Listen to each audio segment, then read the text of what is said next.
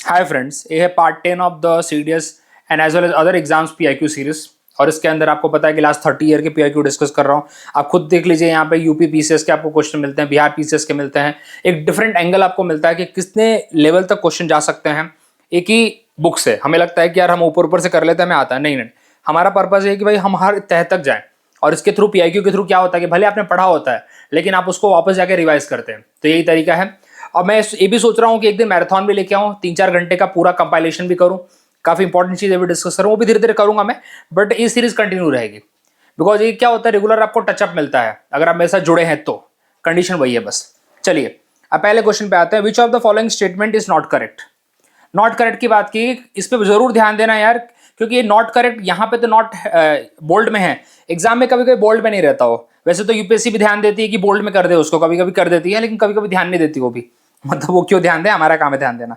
चलिए, not correct बोला है। K M Munshi was one of the member of drafting committee. हाँ बिल्कुल। अभी देखिए, आपको अभी यहां से कैसे समझना है, इसको रिलेट कैसे करना है। अभी ये सोचिए कि ड्राफ्टिंग कमेटी के ऊपर कितनी बार क्वेश्चन आ गया। इससे पहले ड्राफ्टिंग कमेटी के ऊपर क्वेश्चन आया है। अभी आपको भले मेंबर का नाम नहीं पता हो, अभी एक नया मेंबर का नाम याद हो गया, के एम मुंशी। अच्छा, के एम मुंशी थे। ड्राफ्टिंग कमेटी का चेयरमैन कौन था, ये बात आपको पता है, अपने अंबेडकर जी। ठीक है। उसके बाद बी एन राव का एक दिन नाम आया था। क्या बी एन राव इसके मेंबर हैं क्या? नहीं, B N Rao constitutional adviser हैं। ये बात हमने डिस्कस कर लिया है। ओके। एक अपने एच सी मुखर्जी का नाम आया था। देखिए, नाम ऐसे याद रखिए जो आ चुके हैं, और जो आप देखेंगे कि जो नाम एग्जाम में आ चुके हैं ना, वही कहीं ना कहीं वापस रिपीट होते रहेंगे। एच सी मुखर्जी कौन थे? वो कॉन्स्टिट्यूंट असेंबली के वाइस चेयरपर्सन थे। चेयरपर्सन कौन थे?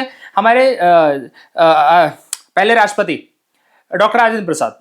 ठीक है। इस तरह से उसके बाद क्या जवाहरलाल नेहरू, वल्लभ भाई पटेल ड्राफ्टिंग कमेटी के मेंबर थे क्या? नहीं, वो दोनों मेंबर नहीं थे इसके। तो इस तरह से अभी एक कृष्णमाचारी करके कोई पर्सन था, वो था यहाँ पे। TC Krishnamachari was one of the person, वो थे यहाँ पे। ओके। तो इस तरह से आपको दिमाग में रखना। तो चलो, ये तो के एम मुंशी जी थे। The constitution of India was adopted by the constituent assembly. हाँ बिल्कुल सही बात है, बिकॉज कॉन्स्टिट्यूंट असेंबली जो बनी थी उन्होंने ये अडॉप्ट किया था, उन्होंने ही हमारा कॉन्स्टिट्यूशन बनाया भी था। तो सेकंड स्टेटमेंट सही है। Panchayati Raj was recommended by Balwant Rai Mehta committee 1957 में। यस, इन्होंने रिकमेंडेशन दिया था कि 3 टियर सिस्टम होना चाहिए। Gram Panchayat, block level and then upper level पे अपना होना चाहिए जिला परिषद। इनका ही रिकमेंडेशन आगे फॉलो भी किया गया। पहला स्टेट जो बना था राजस्थान था, दूसरा आंध्र प्रदेश था। एग्जाम में दोनों पूछा जा चुका है। और कौन सा डिस्ट्रिक्ट था? नागौर डिस्ट्रिक्ट था, जिसमें पंचायती राज का स्थापना किया गया पहली बार 1959 में। ठीक है। बलवंत राय मेहता कमेटी। इसके बाद अशोक मेहता कमेटी भी आती है। अशोक मेहता कमेटी ने 2 लेवल की बात की थी। और इसके बाद जो कमेटी आती है एल एम सिंघवी कमेटी, और भी सर्टन कमिटीज हैं। अशोक मेहता कमेटी ने एक रिकमेंडेशन दिया था न्याय पंचायत के बारे में। एग्जाम में पूछा गया कि न्याय पंचायत किसका रिकमेंडेशन था? वो था अशोक मेहता कमेटी का recommendation.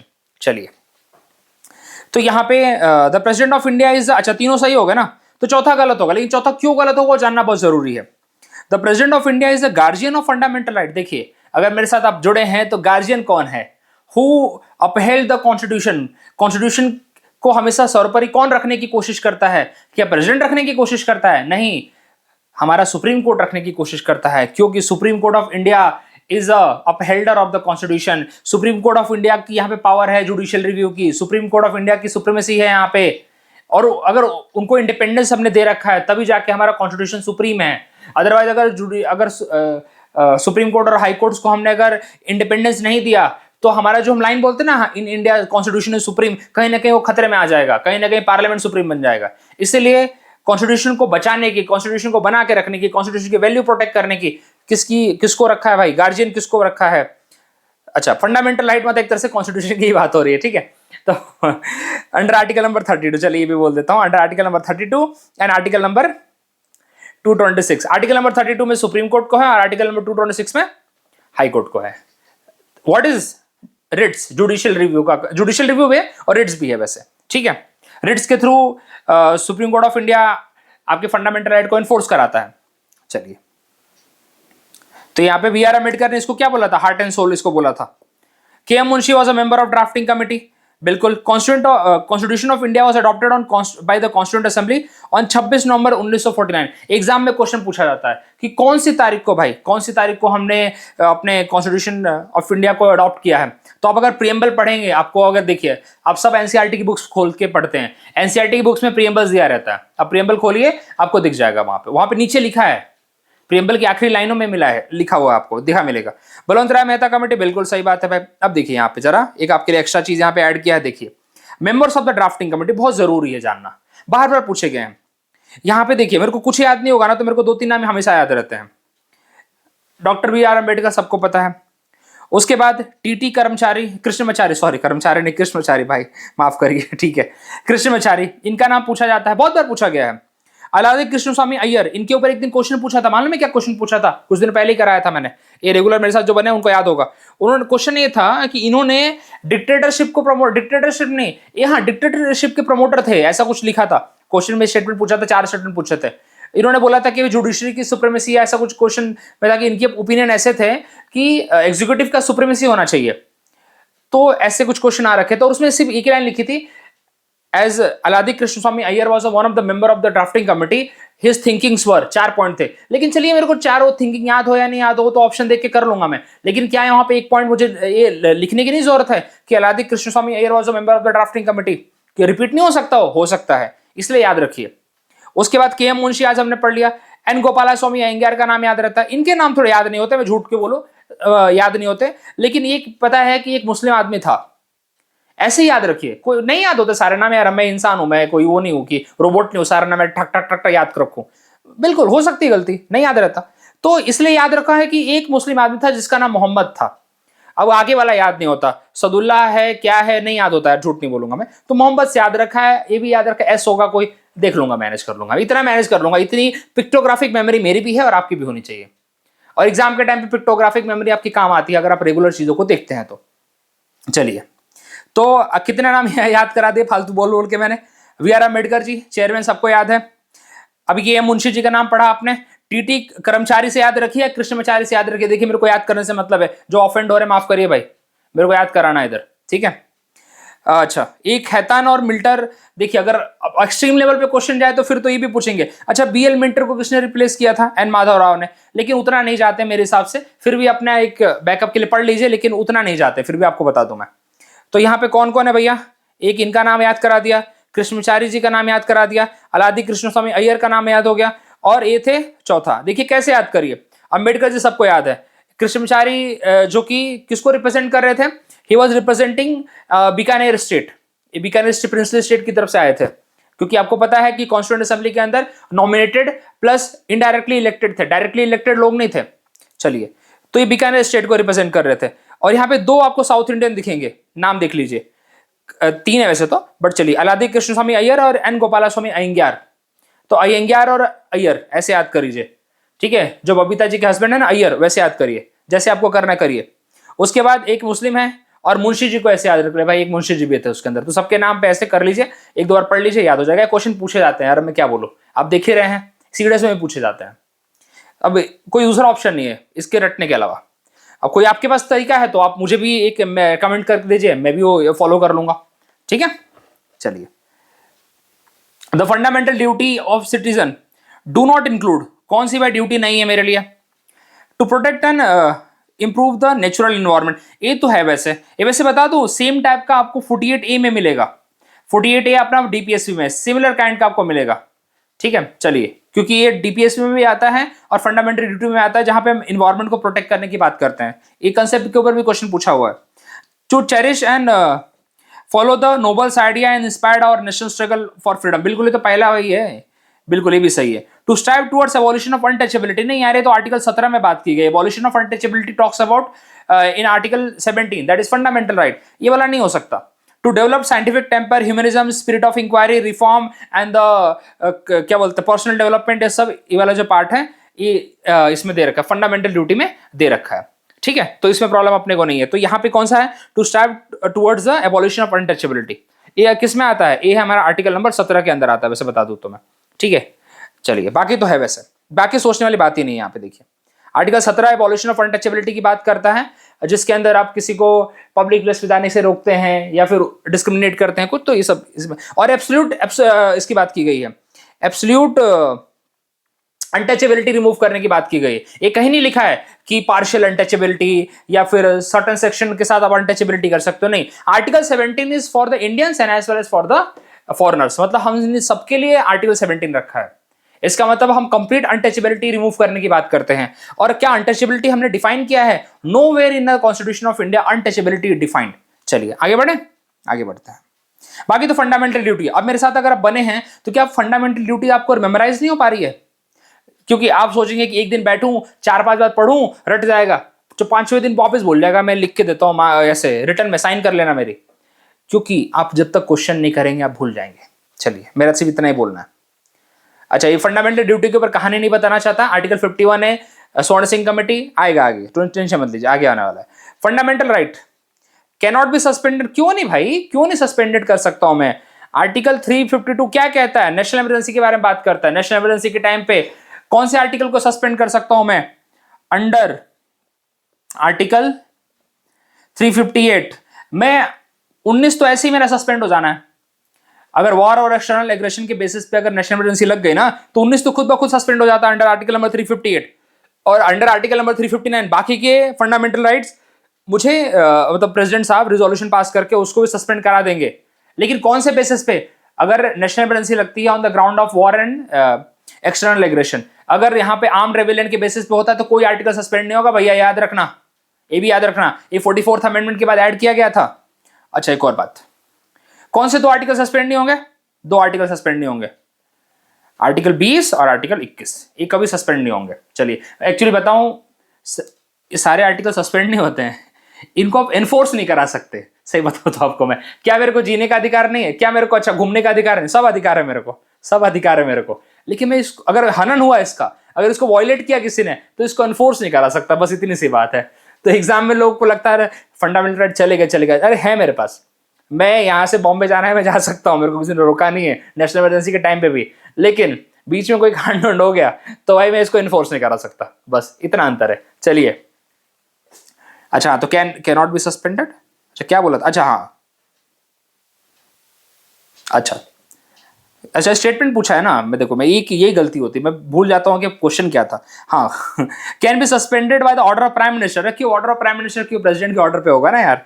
Can be suspended on the will of president. Will तो नहीं है भैया, विल मतलब सीधा मतलब क्या है? अपनी मर्जी। विल नहीं चलता इधर, इधर on the advice of the cabinet, return advice of the cabinet and the PM. एक कैबिनेट वर्ड भी 44th अमेंडमेंट के बाद ऐड किया था अंडर आर्टिकल नंबर 352। ठीक है, तो बिल्कुल रिटर्न एडवाइस पे, ये सब नेशनल इमरजेंसी के साथ चल रहे हैं। Can be suspended during emergency, इनको तो ये लिखना चाहिए, तो क्वेश्चन फालतू लग रहा है, यहाँ पे नेशनल इमरजेंसी लगना चाहिए। इमरजेंसी में 3 टाइप की इमरजेंसी आती है। चलिए स्टेट इमरजेंसी को तो इमरजेंसी नहीं बोलते, उसको तो कॉन्स्टिट्यूशनल इमरजेंसी बोलते हैं उसको। लेकिन फाइनेंशियल इमरजेंसी के टाइम पे तो फंडामेंटल राइट पे एक रत्ती भर फर्क नहीं पड़ता है।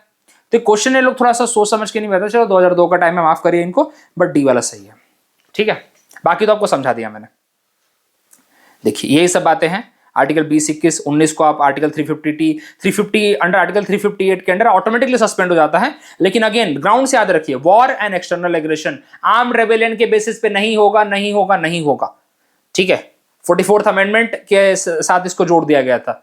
चलिए, what is meant by rule of law? Rule of law कहां का कंसेप्ट है? Rule of law is a concept of Britain. ठीक है, और ये हमारे बेसिक राइट का भी पार्ट है, बेसिक स्ट्रक्चर का पार्ट है। वैसे रूल ऑफ लॉ आपको बता दूं मैं, तो इसमें डरना नहीं है। अच्छा क्या है भाई इसमें अभी? 1 एक्ट फॉर ऑल, हाँ ठीक है, एंड 1 जुडिशरी फॉर ऑल। बिल्कुल ये सोचने वाली बात ही नहीं है। 1 act for all and 1 state for all, कोई मतलब नहीं है भैया। 1 state for all and 1 judiciary for all, बिल्कुल नहीं है। All act for 1 and 1 judiciary for all, इतना सोचना ही नहीं है। 1 एक्ट फॉर ऑल देख के लग रहा है। ठीक है, जो एक्ट आएगा वह सबके लिए रहेगा और जुडिशरी भी सबके लिए सेम रहेगी, सिंपल सी बात है। ज्यादा इसमें दिमाग लगाना नहीं है, पढ़ के समझ में आता है। ठीक है, बाकी अगर नहीं आता थोड़ा सा अपना बढ़ाना है अपने आप को, मतलब अंडरस्टैंडिंग बढ़ानी है। Rule of law is a fundamental principle of governance that emphasis, किस पे फोकस करता है भाई? Equality before law, supremacy of law, law सबके लिए भाई, लॉ सबसे सुप्रीम है। Okay, and predominance of legal spirit, 3 चीजों के ऊपर बात करता है। एविडाइसी भाई अपने ब्रिटेन के थिंकर रहे हैं। ओके, उनका ये मानना है भाई कि लॉ सबके लिए इनफॉर्मली रहना चाहिए, सबके लिए बराबर रहना चाहिए। Okay, without discrimination. तो एविडाइसी के कंसेप्ट है रूल ऑफ लॉ के, जो ब्रिटेन में यूज किए गए, हमने उसको कॉपी पेस्ट मारा है, कॉपी पेस्ट नहीं मतलब वहां से उठाया है। चलिए, which of the following are listed among the DPSP part 4। अब देखिए डीपीएसपी और फंडामेंटल ड्यूटीज, अखंड कंफ्यूजन है दोनों के बीच में, अखंड कंफ्यूजन। चलिए, equal pay for equal work, ये लिखा है 39D में। अब बोलोगे मेरे को कैसे याद? क्वेश्चन कराते कराते याद हो गया, जाने दो। Uniform civil code article 44। Small family norm कहीं नहीं लिखा है, कहीं नहीं लिखा है। ऑल दो it's a very important part of, ये यूपीएससी में पूछा है, ये यूपीएससी में भी पूछा है भैया, ठीक है, यूपीएससी में पूछा हुआ क्वेश्चन है। Education through mother tongue at the primary level, देखिए ऐसा कोई बात नहीं की गई है, इतनी बात की गई है कि 6 साल से कम के जो बच्चे हैं उनको प्राइमरी लेवल पे मतलब प्री प्राइमरी लेवल का एजुकेशन दिया जाना चाहिए, उसके लिए स्टेट काम करे, आर्टिकल 45 में लिखा हुआ है, लेकिन एजुकेशन थ्रू मदर टंग की बात नहीं की गई है, तो हटा दीजिए। तो 1 और 2 इज द राइट आंसर। देखिए 1 और 2 कहाँ, ये यहाँ पे 1 और 2, ठीक है। चलिए बाकी आप आराम से पढ़िएगा इसको, क्या क्या चीजें दी गई हैं आराम से, वो सब बता दिया, वही सब चीजें हैं, ठीक है। The supreme court has held that hoisting a national flag atop private building, एक प्राइवेट बिल्डिंग कोई भी ले लीजिए, टाटा मेमोरियल कोई भी ले लो, is a fundamental right of every citizen under, अच्छा मेरे घर के ऊपर, अब तो गांधी जी तो बोलते हैं, सॉरी गांधी जी, नरेंद्र मोदी जी तो बोलते हैं हर घर झंडा, बोलते तो हैं, तो कौन से आर्टिकल के अंदर आता है बताइए? आर्टिकल 14 क्या बोलता है बताओ? आर्टिकल 14 बोलता है equality before law, equality before law में तो नहीं आएगा यार, लॉ सबके लिए बराबर है, उसमें झंडा फहराने की कौन सी बात हो गई यार? देखिए झंडा फहराना मतलब अपना नेशनलिज्म शो करना, मेरा तो यही मानना है, झंडा फहराना मतलब अपना एक स्पिरिट ऑफ नेशनलिज्म शो करना, जो फंडामेंटल ड्यूटी में दे रखा है, हम नेशनल फ्लैग और नेशनल एंथम की रिस्पेक्ट करते हैं, ये सब दिया है ना फंडामेंटल ड्यूटी में, तो मानता हूँ मेरी ड्यूटी है एक तरह से, चलिए। लेकिन कहीं ना कहीं हमारा सुप्रीम कोर्ट ऑफ इंडिया तो कहीं ना कहीं उसको इंप्लाइड तो कर ही देता है कि इसका देखिए इसका मतलब यहाँ पे ऐसे निकलता है, वो कर देता है। आर्टिकल 21 राइट टू लाइफ की बात की गई है, right to life and personal liberty, ठीक है। और आर्टिकल 25 क्या बोलता है भाई? हमारा फ्रीडम ऑफ कॉन्साइंस है, मतलब कौन से धर्म को पालन करना चाहता हूँ, प्राइवेट का, हर एक प्राइवेट का अपना इंडिविजुअल का अपना धर्म, कौन से धर्म को फॉलो करना चाहता हूँ, नहीं करना चाहता हूँ, या नास्तिक रहना चाहता हूँ, आर्टिकल 25 में दिया हुआ है, कंप्लीट डिटेल है उसके अंदर। उसके अंदर हिंदू के अंदर कौन कौन से 3-4 धर्म को एसिमुलेट किया हुआ वो भी दिया हुआ है, जैसे हिंदू के अंदर 3 धर्म वहां पे आते हैं, जिन्होंने हिंदू के साथ ही ऐड कर दिया उन्होंने, आर्टिकल 25 में एक क्वेश्चन पूछा हुआ है, कौन से? बौद्ध, जैन और सिख, ठीक है, पारसीज को नहीं जोड़ा है, चलिए, तो ये इसके अंदर तो नहीं आएगा, इसके अंदर भी नहीं आएगा। आर्टिकल 19(1) क्लॉज ए क्या बोलता है भैया? ये बोलता है for the freedom of speech and expression, तो इसके अंदर आप अपने ओपिनियन रख सकते हैं, आप अपने व्यूज रख सकते हैं, अपने थॉट रख सकते हैं, ठीक है। कैसे? साइन के थ्रू, सिंबल के थ्रू, जेस्चर के थ्रू, पिक्चर के थ्रू, जैसे आपको रखना चाहे रख सकते हैं, ठीक है। तो एक तरह से इसके अंदर ज्यादा सुटेबल है रेदर देन आर्टिकल नंबर 21, ठीक है। आर्टिकल 21 बोलता है right to life and personal liberty में भाई जरूर नहीं कि झंडा फहराने से मेरी जिंदगी चली जाएगी, ऐसा कुछ नहीं है यहाँ पे। तो article 19(1) is a wider expect के अंदर अगर इंप्लाइड है, सीधा सीधा नहीं लिखा है, इंप्लाइड, ठीक है, स्पीच एंड एक्सप्रेशन के अंदर मैं कैसे अपने फीलिंग को एक्सप्रेस कर रहा हूँ नेशनलिज्म की एंड ऑल, ठीक है, तो मैं झंडा फहरा के कर रहा हूँ, तो इसके अंदर आएगा। देखिए 2016 में पूछा है, अगर गलती से आज के दिन आ गया तो इसीलिए इसलिए उन्होंने बोला है, वो तो रीजनेबल रिस्ट्रिक्शन सब में रखा उन्होंने। चलिए आगे बढ़ते हैं। Which of the following right conferred by the Supreme Court by the Constitution of India is also available to non-citizen? non-citizen मतलब फॉरेनर, सिंपल सा जोड़ने का। कौन सा है भैया? पहले देखो, बार बार बोलता हूं, कौन सा सिर्फ इंडियन सिटीजन के लिए है? 19, 15, 16 और 29, 30, ये जो 5 आर्टिकल सिर्फ एंड सिर्फ इंडियंस के लिए। राइट टू कॉन्स्टिट्यूशनल रेमेडीज, हाँ सबके लिए है, आर्टिकल 32, बात खत्म, सबके लिए है।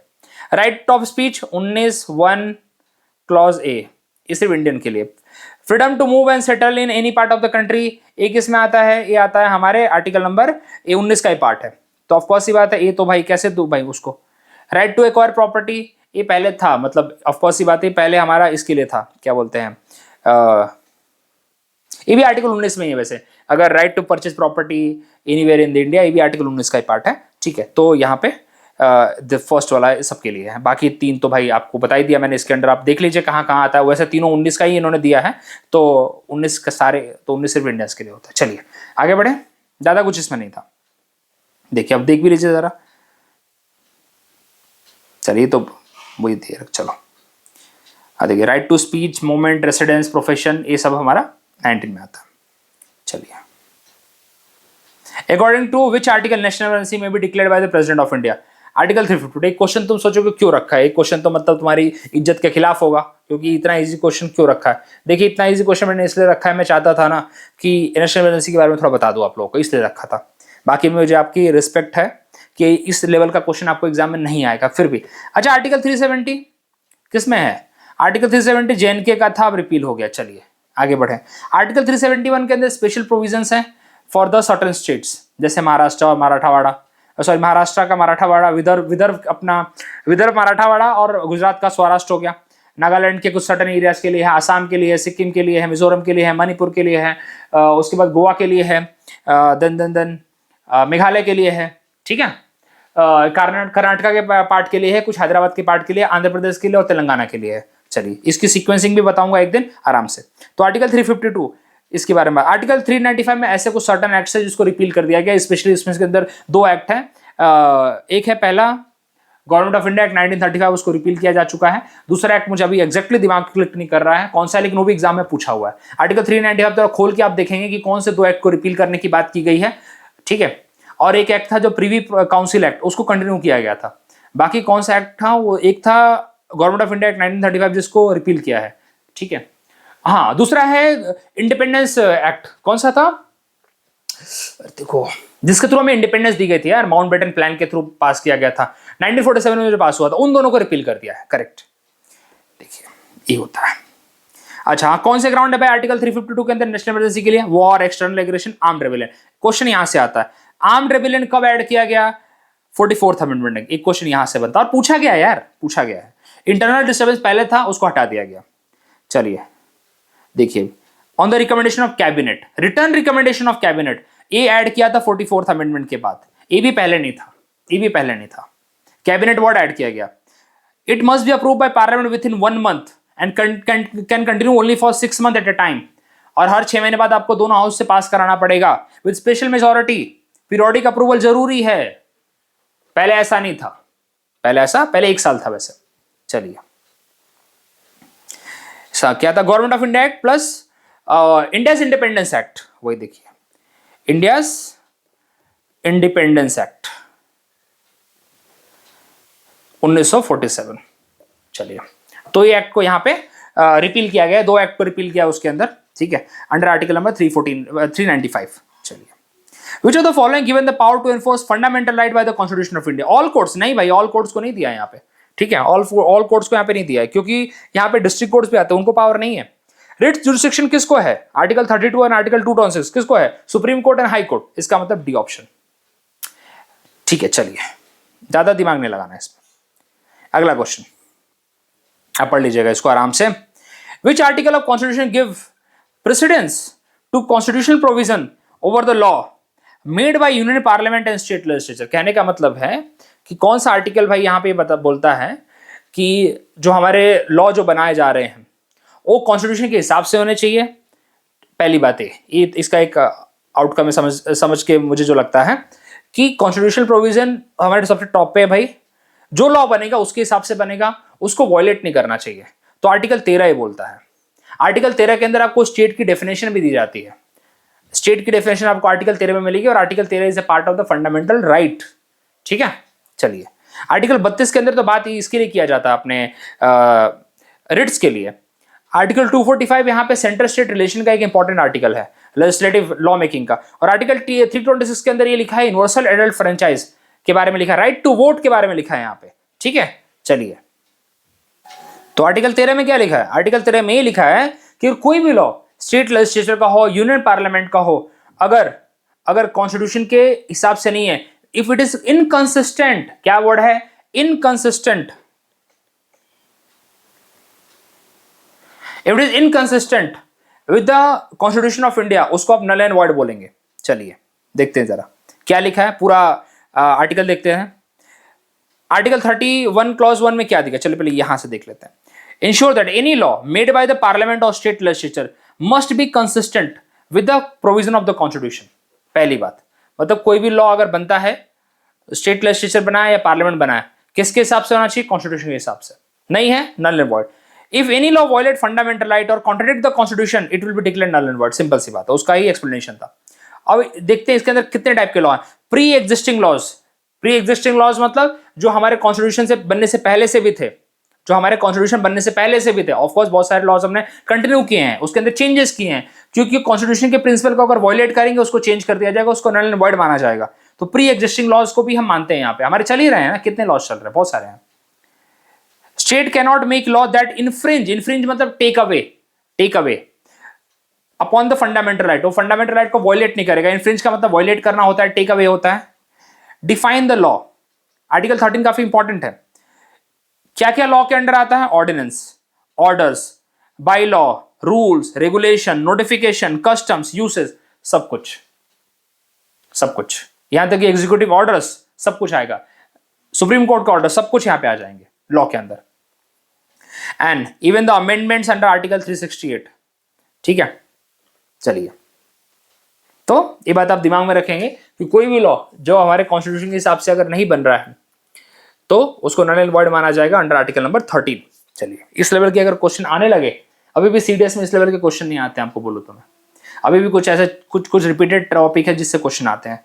चलिए, mainly on whose advice the president rule impose, mainly मतलब गवर्नर, गवर्नर की एडवाइस पे होता है। लेकिन क्या गवर्नर की एडवाइस फुल एंड फाइनल है? नहीं, गवर्नर की एडवाइस फुल एंड फाइनल नहीं है। गवर्नर की advice is subject to judicial review under the SR Bommai case 1994। Supreme Court of India ने बोला है कि federalism is a key feature, is a federalism is a basic structure of the Indian constitution. लिखिए इसको ध्यान से, federalism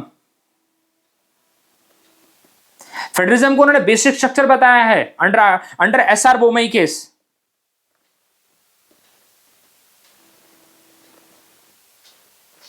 SR Bommai case in year 1994 उन्होंने बोला है कि फेडरलिज्म वायलेट नहीं होना चाहिए।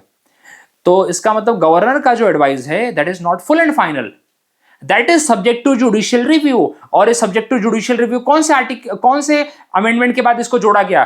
44th अमेंडमेंट के बाद इसको जोड़ा गया, क्योंकि गवर्नर जो एडवाइस करेगा उससे प्रेसिडेंट सेटिस्फाई होना चाहिए। तो लाइन क्या बोली जाती है?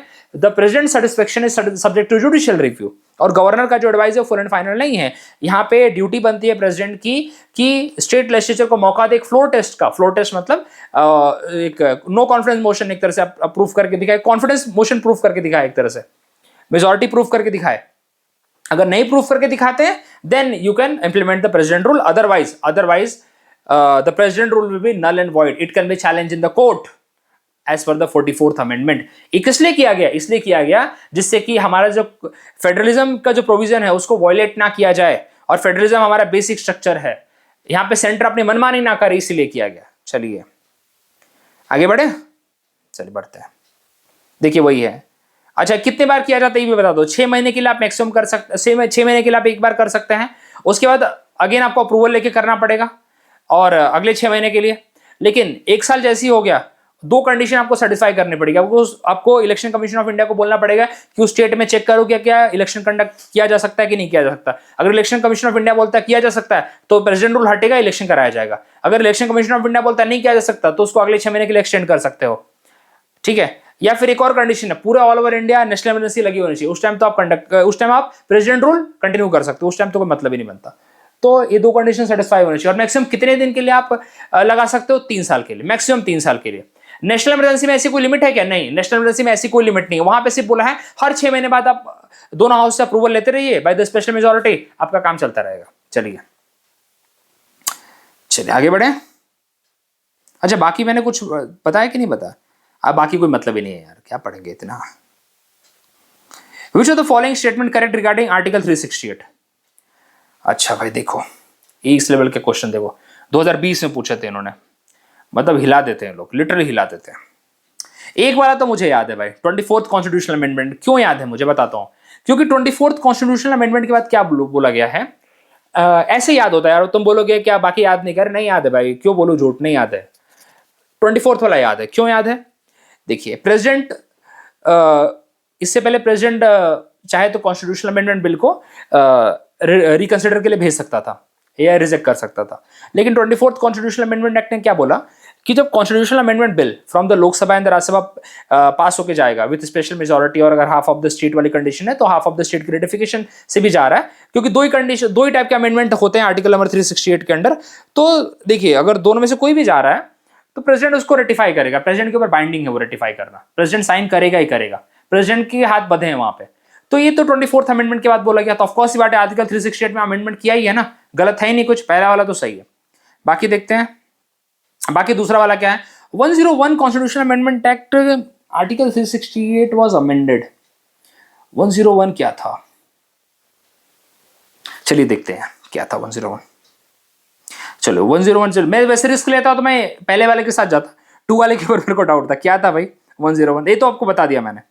President has to give the assent, यहाँ पे प्रेसिडेंट की जो डिस्क्रिप्शनरी पावर थी उसको हटा दिया, क्योंकि प्रेसिडेंट वहां पे रिजेक्ट करने के चांसेस थे प्रेसिडेंट, लेकिन अब बोला कि प्रेसिडेंट करेगा ही करेगा। ठीक है, सेकंड की बात करते हैं। अच्छा अरे यार कैसे भूल गया मैं, जीएसटी की बात थी। तो 101 कॉन्स्टिट्यूशनल अमेंडमेंट जीएसटी के बारे में बात करता है, लेकिन जीएसटी यहाँ पे इंसर्ट किया गया, उसके आर्टिकल 368 को हमें अमेंड करने की जरूरत नहीं पड़ी। हमने आर्टिकल 246 को अमेंड किया, उसके अंदर कॉन्करेंट लिस्ट में जीएसटी के लिए कोई प्रोविजन नहीं था, तो हमने वो ऐड किया यहाँ पे। आर्टिकल 279 के अंदर हमने जीएसटी काउंसिल ऐड किया है, लेकिन हमने एज सच कोई आर्टिकल 368 में कोई अमेंडमेंट नहीं किया था। चलिए, तो ये मेरे को भी याद नहीं आ रहा था, एक क्विक रिवीजन मेरे लिए भी हो गया। चलिए, वो तो आप लोगों को लगता होगा मैं बुक खोल के बैठता है, नहीं बैठता यार, जितना आता है याद रहता है, आपके सामने थोड़ा बहुत इधर होता है तो सबके साथ होता है, मैं कोई भगवान नहीं हूं। Article 24 of the constitution of India prohibit, क्या प्रोहिबिट करता है? Employment of children in the factory related to the hazardous work, such prohibition is, बताइए पार्शियल। अभी बताइए मुझे, एम्प्लॉयमेंट ऑफ चिल्ड्रन जो है, जो 14 साल से कम के बच्चे हैं, अब उनको आपने बोला है भाई कि ऐसे हजार्डस फैक्ट्रीज में आप उनको काम करने के लिए रोक रहे हैं, तो आपको क्या लगता है उस टाइप के अमेंडमेंट, उस टाइप का जो होगा प्रोहिबिशन, रोकना, वो क्या लगता है? पार्शियल लगता है, रीजनेबल लगता है, मॉरल लगता है? आपको खुद पढ़ के देखिए क्या लगना चाहिए। बच्चे को तुम पार्शियल कैसे कर सकते हो हजार्डस फैक्ट्रीज में? नहीं कर सकते ना तुम, तो तुम्हें वो क्या करना पड़ेगा? तुम्हें उसको चुपचाप से अपना क्लियर कट यही रखना पड़ेगा, एब्सोल्यूट रखना पड़ेगा, क्योंकि यहाँ पे सुप्रीम कोर्ट ऑफ इंडिया भी बोलता है कि जो बच्चे 14 साल से कम है, कितने साल से कम? 14 साल से कम, उनको आप माइंस में, फैक्ट्रीज में और ऐसे किसी भी हजार्डस ऑक्यूपेशन में आप उसको एम्प्लॉय नहीं करेंगे, नहीं करेंगे, नहीं करेंगे। इसके लिए ना क्रैकर्स का केस गया था, मुझे अभी अचानक से नहीं याद आ रहा, एक तमिलनाडु में क्रैकर की फैक्ट्री थी, उसमें बच्चे काफी एम्प्लॉयड थे।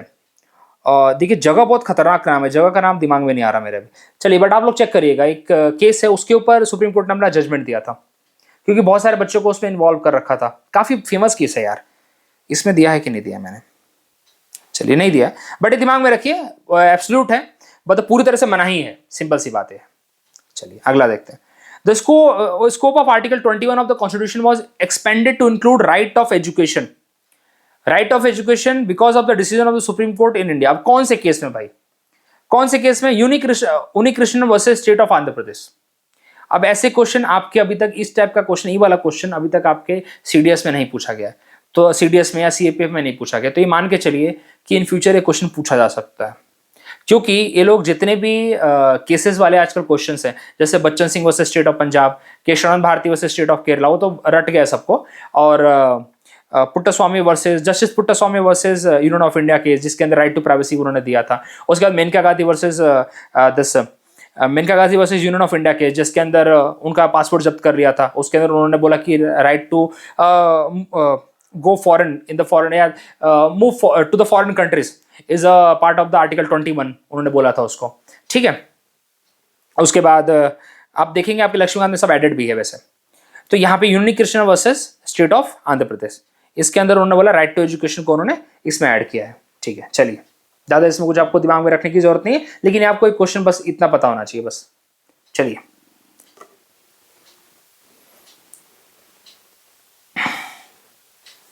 क्या है?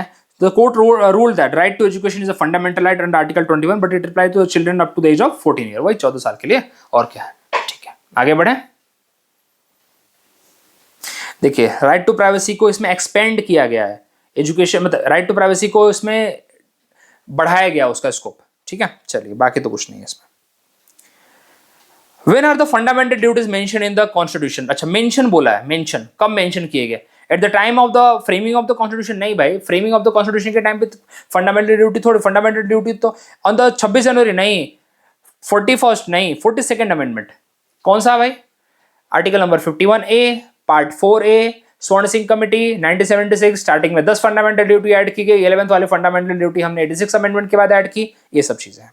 चलिए, इसमें ज्यादा कुछ समझाने के लिए नहीं था मेरे पास भी, चलिए, एट द टाइम तो नहीं था। डायरेक्टिव प्रिंसिपल, डायरेक्टिव प्रिंसिपल क्या है भैया? डायरेक्टिव प्रिंसिपल क्या है? जस्टिसिएबल है? नहीं है, नॉन जस्टिसिएबल इन नेचर है, नॉन एनफोर्सिबल इन नेचर है। मतलब आप इसको कोर्ट में जाके इसके लिए जस्टिस नहीं मांग सकते, ये नहीं बोल सकते कि दारू के ठेके नहीं बंद करवाए यूनियन गवर्नमेंट ने, क्यों बंद करवाएगी? पैसा आता उससे, उसका क्यों बंद करवाएगी? तो आप ये नहीं बोल सकते जाके, तो यहां पे आप स्टेट को चैलेंज नहीं कर सकते, सिंपल सी बात है। अब ये बोले मेरे को राइट टू वर्क चाहिए अंडर आर्टिकल नंबर 41, आप जाके चैलेंज नहीं कर सकते, पहली बात। फिर सुप्रीम कोर्ट ऑफ इंडिया क्या बोलेगा, तुमको आर्टिकल 16 में इक्वालिटी ऑफ अपॉर्चुनिटी दी है ना, काम करो, मेहनत करो, तुम्हें अपॉर्चुनिटी मिल रही है, चलो अब तुम्हें देखना है तुम किस लायक हो, प्रूफ करो अपने आप को, तो तुम जाके चैलेंज नहीं कर सकते, पहली बात। चलिए, रिजिड है, फ्लेक्सिबल तो छोड़ दो, नॉन जस्टिसेबल है, non enforceable in the court. Fundamental duty भी सेम वही है, सेम कंसेप्ट है उसके लिए भी, लेकिन fundamental duty is only and only for the Indian citizen, याद रखिए, सबके लिए नहीं है, जितने भी इंडिया में लोग रहे सबके लिए नहीं है, क्योंकि इंडिया में फॉरेनर्स भी आके रहते हैं, ये समझिए। क्वेश्चन अगर ऐसे दिया जाए कि fundamental duties for all the people staying in India, statement गलत हो जाएगा, बिकॉज हम ये बेसिक अंडरस्टैंडिंग हमारी कहती है कि इंडिया में फॉरेनर भी रहते हैं। समझ में आ गई बात?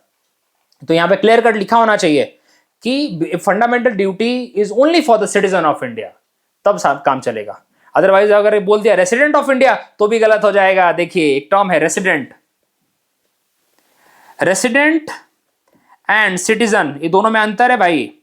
सिटीजन मतलब मेरे पास पॉलिटिकल राइट, सारे राइट टू वोट का अधिकार है, रेसिडेंट को नहीं है। रेसिडेंट मतलब बाहर वाला भी इंडिया में आके रह रहा है जिसको सिटीजनशिप नहीं मिली है, तो resident is a economical concept, economics के साथ जाता है, और citizen is the political concept. चलिए, अब इसको जस्टिफाई करने के लिए एक लाइन बोलता हूं मैं, who can become the president of India, क्या लिखा है वहां पे कॉन्स्टिट्यूशन में, a citizen of India can become the president of India, not the resident of India. तो आपको समझाने के लिए बोलता हूं, रेसिडेंट और सिटीजन में अंतर है। अगर इसके बारे में समझना है तो मेरा बैलेंस ऑफ पेमेंट का एक टॉपिक है जो मैंने इकोनॉमिक्स का ले रखा है, उसमें पूरा देखिएगा, आपको समझ जाएगा who is resident, who is citizen, काफी डिटेल में समझना, पीआईक्यू भी करा है, आपको बैलेंस ऑफ पेमेंट भी क्लियर हो जाएगा। चलिए, थोड़ा एडवर्टीजमेंट करना भी जरूरी है यार, तो वीडियो नहीं चलती फिर।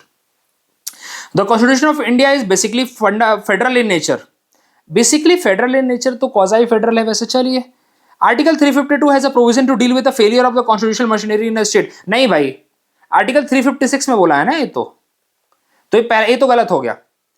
अच्छा, क्या बोला है, statement and reason both are correct, एक हटा दो, statement reason both are correct हटा दो, statement is correct, reason is false, reason is false, C. सोचने की जरूरत ही नहीं।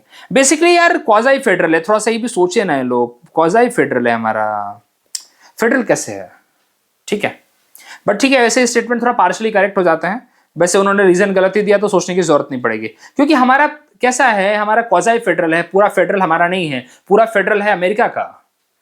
चलिए, तो सी इज द करेक्ट। देखिए, क्वाज़ी फेडरल है, क्योंकि हमारे यहाँ पे यूनिटरी फीचर ज्यादा है। आपको बता दूं मैं, हमारा जो फेडरल फीचर है ना, फेडरल कंसेप्ट है, मैंने कनाडा से लिया हुआ है। कनाडा में सेम प्रोविजन है वैसे, कनाडा में सेंटर को ज्यादा पावर है, हमारे यहाँ पे सेंटर को ज्यादा पावर है। हमारे यहाँ पे स्टेट हमारे यहाँ पे अलग नहीं हो सकते, लेकिन अमेरिका में अलग हो सकते हैं, अमेरिका के स्टेट अलग हो सकते हैं, क्योंकि वो साथ में आए हैं, they come together to form the federation. हमारे यहाँ पे होल्डिंग टुगेदर है, सेंटर सबको पकड़ के रखता है। अगर सेंटर है जैसी कमांड ढीली की, हमारे स्टेट बोलेंगे हमको अलग करो, हमको अलग करो, हमको अलग करो, सीधी बात है। चलिए, which of the following case did the parliament get the right to amend the fundamental right? अच्छा, get the right to amend the fundamental right, Kesavananda Bharati case, सोचना ही नहीं है क्यों, देखो बताता हूं मैं। गोलकनाथ केस में मालूम है क्या बोला था, गोलकनाथ केस में बोला गया था कि पार्लियामेंट फंडामेंटल राइट को अमेंड कर ही नहीं सकता है, ये बात भी क्वेश्चन पूछा हुआ है। केशवानंद भारती केस में सुप्रीम कोर्ट ऑफ इंडिया क्या बोलता है कि पार्लियामेंट को पूरी पावर है फंडामेंटल राइट अमेंड करे, लेकिन कीपिंग इन माइंड, क्या वो बेसिक स्ट्रक्चर को चेंज कर सकते हैं क्या? तो बेसिक स्ट्रक्चर को आप हाथ नहीं लगाओगे, बाकी आपको जो करना करो, बात खत्म। चलिए आगे बढ़े। Identify the correct pair mentioning the directive principle of state policy in the constitution of India. 2021 का क्वेश्चन है, इस लेवल के क्वेश्चन आते हैं भैया। Equal justice and free legal aid, ए भाई देखो, ये तो आपको बता चुका हूं मैं, 839A में है, वैसे ये गलत है। क्यों गलत है? क्योंकि इसको हमने ऐड किया था कब? इसको हमने ऐड किया था by the 42nd amendment act. मेरे साथ अगर जुड़े हुए हो तो सब याद होगा। ये फ्री लीगल एड की बात आर्टिकल 39A में की गई है, अमेंडमेंट है। चलिए, ये बताया था मैंने। Organisation of agriculture and animal husbandry, हाँ ये भी नहीं, अच्छा करेक्ट पेयर पूछा ना, अच्छा तो ये तो गलत है यार, हाँ ये भी गलत है, ये आर्टिकल 48 में दिया, वही तो सोचने लगा कुछ गलत तो नहीं पढ़ा मैंने। देखिए, organisation of agriculture and animal husbandry article 48, ये गार्डियन प्रिंसिपल है। ऑर्गेनाइजेशन ऑफ विलेज पंचायत, ये भी गलत है, ये आर्टिकल 40 में, ये भी गार्डियन प्रिंसिपल है। There are equal pay for equal work for both men and women, हाँ ये आर्टिकल 39 में, ये 39D में लिखा गया है। देखिए, यहां तक पता होना चाहिए आपको। अगर आपको ऐसे बोलते बोलते याद आ जाए तो मां कसम फिर बोलो आपकी प्रिपरेशन क्या बात है, लाजवाब है फिर। अदरवाइज नहीं है तो करो यार फिर, क्योंकि इस लेवल के क्वेश्चन आएंगे, ये आप मान के चलिए अभी, क्योंकि देखिए जब स्टेट पीसीएस इस क्वेश्चन को फॉलो कर रहा है आजकल, और तो यूपीएससी आजकल भाई ये सब फॉलो कर रहा है स्टेट पीसीएस को। State PCS are not less than UPSC now, they are, और यूपीएससी इनसे क्वेश्चन डिराइव कर रहा है, ये समझ के रखिए, ये भूलिए मत, इसलिए आपको करा रहा हूं मैं, ठीक है। चलिए अब वही बताया आपको मैंने 39D। देखिए क्या है, equal justice free legal add 39A में लिखा है, जो कि हमने 42nd अमेंडमेंट के बाद ऐड किया है। Organisation of agriculture and animal husbandry article 48 में है। Organisation of village panchayat article 40, ये तो सबको याद होना चाहिए, क्योंकि हमने जब भी हम पढ़ते हैं ना 73rd एंड 74th कॉन्स्टिट्यूशन, सबसे पहले हम यही पढ़ते हैं कि विलेज पंचायत का कंसेप्ट कौन से आर्टिकल में था, डीपीएसपी का कंसेप्ट है, उसको हमने कॉन्स्टिट्यूशनल फॉर्म दिया है, ये सब बात करते हैं। इक्वल पे फॉर इक्वल और 39D। Fundamental duties are incorporated in constitution of India, Swaran Singh committee, बात खत्म, ये तो कितनी बार करा दिया है मैंने। चलिए संतराम कमेटी के बाद अच्छा क्या आया था, संतराम कमेटी के बाद हमने विजिलेंस कमीशन सेटअप किया है। कौन सा commission, central vigilance commission, state vigilance commission, ये बात भी पता होना चाहिए, कौन से ईयर में, 1964 में। चलिए चलिए बाकी तो ऐसा सच मुझे लगता है कुछ ज्यादा नहीं है। अच्छा, under the provision of article 368(2), डरना नहीं है, 368(2) दे या 3 दे, 368 में क्या लेके आप दिमाग में रखिए, if a bill come to the Rajasthan legislative assembly, अच्छा राजस्थान का पेपर है ना, ठीक है, राजस्थान लेजिस्लेटिव असेंबली को एक बिल जाता है, after passing by the parliament of India for resolution to ratify. कहने का मतलब यहाँ पे कौन से स्टेप की बात हो रही है मालूम है, यहाँ पे ये बात हो रही है कि हम कॉन्स्टिट्यूशन के फेडरल प्रोविजन को चेंज कर रहे हैं, और सेंटर से पास हो गया है बिल, लोकसभा राज्यसभा ने पास कर दिया है, अब उन्होंने बाकी राज्यों को भेजा है, क्योंकि हाफ ऑफ द स्टेट की रेटिफिकेशन चाहिए। और उस केस में जब राजस्थान के पास पहुंचा तो राजस्थान क्या करेगा, देखिए Rajasthan, resolution can be pass by the assembly, हाँ राजस्थान पास कर सकता है। Rajasthan can reject by the, resolution can be rejected by the assembly, हाँ क्यों नहीं कर सकता राजस्थान को, क्योंकि सिर्फ हमें हाफ ऑफ द स्टेट का चाहिए, मतलब 28 स्टेट में से 15 स्टेट का रेटिफिकेशन चाहिए, हाफ प्लस 1, तो राजस्थान मना कर दे, कोई प्रॉब्लम नहीं है। No amendment shall be propose for to such resolution, हाँ राजस्थान कैसे प्रपोज करेगा उसके अंदर अमेंडमेंट, राजस्थान वो करे, यहाँ पे एक्सेप्ट करे या रिजेक्ट करे, पास करे या रिजेक्ट करे, राजस्थान कैसे अमेंडमेंट करेगा प्रपोज उसके लिए, सो नो अमेंडमेंट, स्टेट को थोड़ी पावर है अमेंड करने की कॉन्स्टिट्यूशन, किसने बोला, नहीं है, तो थर्ड वाला भी सही जाएगा, समझे आप, क्योंकि दिमाग में रखिए बात, कहीं ना कहीं लिखिए कि state has no power to amend the constitution, तो स्टेट क्यों प्रपोज करेगा, बात खत्म हो गई ना। चलिए करेक्ट, ठीक है, देखिए वही कंडीशन थी, ये उस टाइप का अमेंडमेंट है जिसके अंदर at least half of the state का रेटिफिकेशन चाहिए, तो राजस्थान मना करना चाहता, मना कर देना, क्या प्रॉब्लम है, राजस्थान मना कर रहा है, राजस्थान को पावर है मना करने की, ठीक है। So that's all, I think इतना ही है, इतना ही है ना भाई, हाँ चलो इतना ही है, होपफुली आपको मजा आया होगा। देखिए अब आप लोग सोच रहे होंगे कुछ चीजें मैं मिस कर देता हूँ, देखो यार सबसे होता है, मैं कोई किताब उताब लेके नहीं बैठता हूँ, जितना मेरा स्टडी रहता है उस बेसिस पे मैं एक बार बनाता हूँ, बैठता हूँ सीधा, बोले चलो डिस्कस करेंगे, मुझे मजा आता है करने में, क्योंकि मैं खुद की भी अपने वो चेक करता हूँ, नॉलेज चेक करता हूँ, कितना याद है क्या है, मेरा भी एक खतरनाक लेवल पे रिवीजन होता है। सो इस तरह करते रहिए आप लोग भी, अपने आप को चेक हमेशा करते रहिए, क्वेश्चन अटेम्प्ट करिए, यही होता है तरीका। अगर हर बार आप बुक खोल के बैठेंगे तो कहीं ना कहीं खुद को आप बोलते ना क्या अंधेरे में रख रहे हैं, यही बस बोलना चाहूंगा मैं।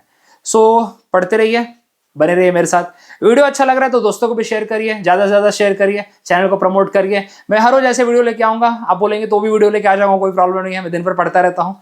तो चलिए मिलते हैं अगले वीडियो में, थैंक यू वेरी मच।